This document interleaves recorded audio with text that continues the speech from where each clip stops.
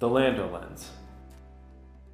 Hi, I'm Jared Lander, founder and chief data scientist at Lander Analytics, where we specialize in transforming data into actionable insights that drive smarter business decisions. Today on The Lander Lens, we're looking at AI coding assistants and how they fit into our workflows. We'll cover the coding tasks where they genuinely help, the analysis work where they fall short, and the practical setup that makes the difference. You're 3 hours into an analysis. You found something interesting in the data and need to adjust the visualization. The legend needs to move, the axis labels need formatting, and you can't remember the exact ggplot theme arguments. This is where AI coding tools are genuinely, uncomplicatedly useful.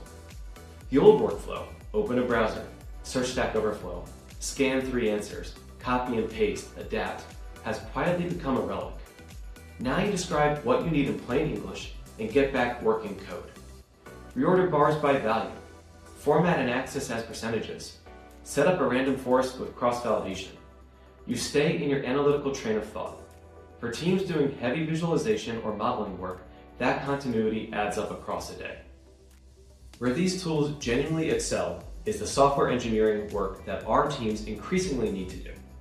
Package development, unit testing of test that, CI/CD pipelines, containerization, and shiny application development.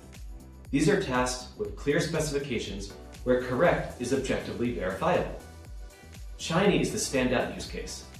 Every team develops its own conventions for module structure, reactive data flow, and database connections.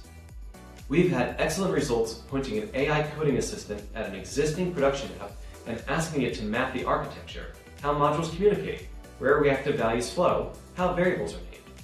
From that understanding, it scaffolds a new app following the same patterns. Read this code base and build something that matches is a task these tools handle remarkably well. The same applies to package infrastructure, like Docker files for deployment and GitHub Actions for our command check. Here's where it gets complicated. Everything I just described is fundamentally a coding task. But the core of what our teams do is analysis. And analysis is a different kind of problem. When you explore a new dataset, choose between model specifications, decide which transformations make sense, or interpret coefficients, you're making judgment calls, grounded in domain knowledge and statistical training.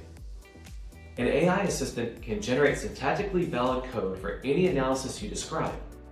It cannot tell you whether that analysis is the right one to run. An analysis can work perfectly. The code runs, the model converges, the output looks plausible, while being wrong in ways that matter, missing confounders, violated assumptions, inappropriate transformations.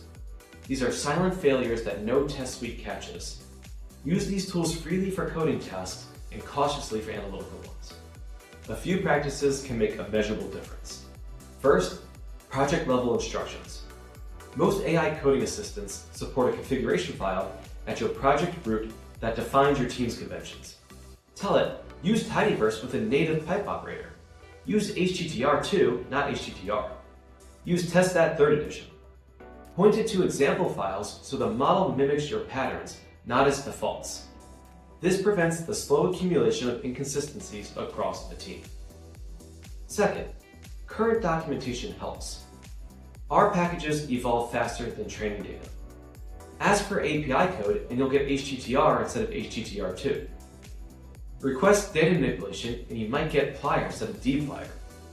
Tools like Context7's MCP server and the BTW package pull current, version-specific docs into your prompts so the model works with how packages actually behave today. Third is review discipline. Generated R code needs the same scrutiny as human-rated code, with extra attention to package versions, mixed pipe syntax, and data assumptions. The model doesn't see your actual data, and it can reference columns that don't actually exist. Generate, review, refine. Let's talk about how we can help integrate AI tools into your data science workflow.